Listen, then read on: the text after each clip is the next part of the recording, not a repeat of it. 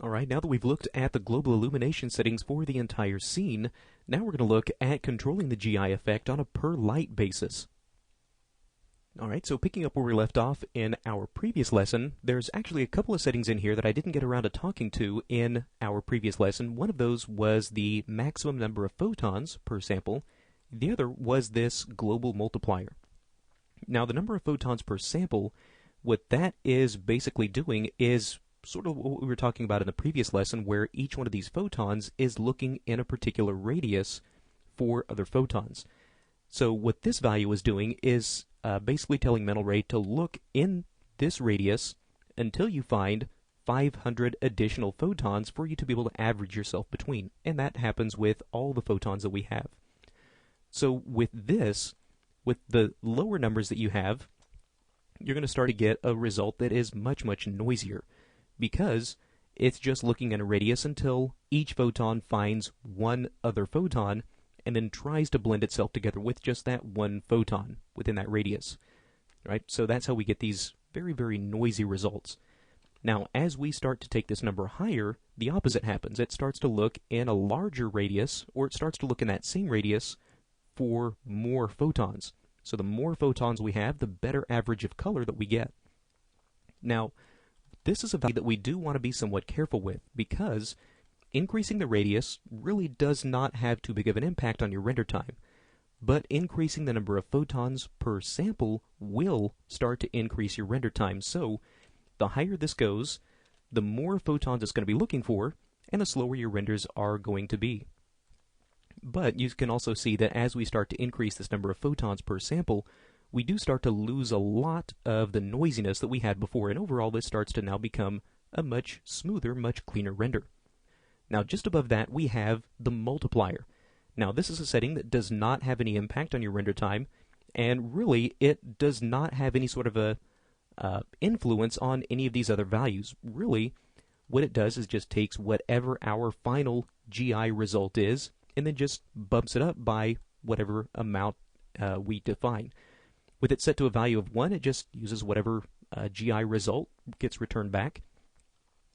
If we were to start to increase this to something like 2, what we should get whenever we render this is a stronger effect of the global illumination. Alright, really does not increase the energy, doesn't have anything to do with any of these other settings. It's really just a quick multiplier. Alright, so no extra computations happening. And what we should get if we take this down to a very low value, it really should pretty much exclude the entire global illumination result, and pretty much just leave us with direct illumination, which is what we have here. Alright, so all the settings that we've been looking at up to this point, things like the number of photons per light, the decay, and all these other settings, they are controlling the global illumination effect on all the different lights. But we do have control over the number of photons per light and the decay on a per light basis. So let's come in and let's go back to the actual light source. That's where these effects are going to be found. So we'll take my omnidirectional light and we're going to scroll down and we're going to look for the mental ray indirect illumination rollout. Now if we open this up, right now, by default, it's set to automatically calculate the energy and the photons. So what that means in a nutshell is that for the photon energy, it's going to be looking at whatever multiplier we have set for the light. Now, we can actually have independent control over that.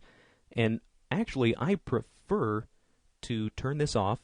And instead, once that's off, you'll now have access to the manual settings, which we can now turn on.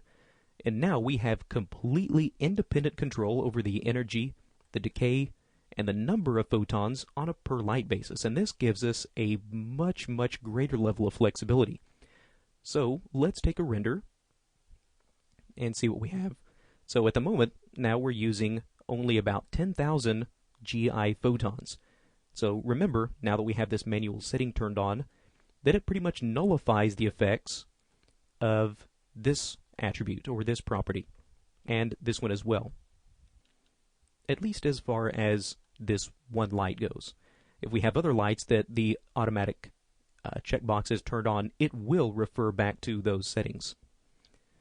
Alright, so now we have completely independent control over the amount of energy that these photons have as they leave the light, and how fast those energy particles or those energy packets actually die off, which is the decay. So for this, let's say maybe this GI effect is a little bit too strong. Let's maybe start by dialing this from 5,000 down to about 500. Now you can see that's probably a little bit energy-wise, that's really not very high. So let's increase this. And you can see how we have totally independent control over this. And now, let's say we start to give the direct illumination a little bit more of a boost. You can see now we have the ability to kind of come in and fine-tune each of these as we like. So maybe a little bit more indirect illumination energy. There we go. So I actually really prefer to work like this. Really just gives you a lot more flexibility as far as being able to independently dial and sort of tune these effects. So if I need some more caustic photons, or rather some global illumination photons, there are actually two types of photons, and we'll talk about caustic photons a little bit later in this training. So now we have a few more photons that are being emitted. Now, the overall settings that we do have here in this indirect illumination, things like the number of photons per sample, the radius, and the multiplier, these all apply to all the lights, regardless of whether or not this manual setting is turned on. So I do have control over the number of photons, and I have control over the energy and the decay. That's really about it. All the other settings up here apply globally. All right, so now maybe if I want this indirect illumination energy to maybe last a little bit longer and reach a little bit further back into this room, we can maybe try to take some of this decay and actually lower this just a very small amount, so that way the energy does not decay as quickly. And that should now get a little bit more direct illumination back in this room. That's probably a little bit too much. Like I said, this is one of these attributes where just a very small change can really have a big impact, this decay. Alright, so there we have it. Now the result that we get is probably not ideal. You can see we do still have a little bit of blemishing and a little bit of noise throughout our scene. Now we can start to come back and increase some of these global illumination settings, but it's still not quite going to give us the result that we need. And once we do get it to that point, our render times are probably going to be very slow. So what we're going to do is take a quick break from this example, and in our next lesson we're going to look at a process called final gathering. And we'll see how that can be used as another type of indirect illumination, and then we'll come back to this and see how we can actually mix global illumination and final gather together in our scenes. Alright, so we're going to be coming back to this, and in our next lesson we're going to talk about final gathering.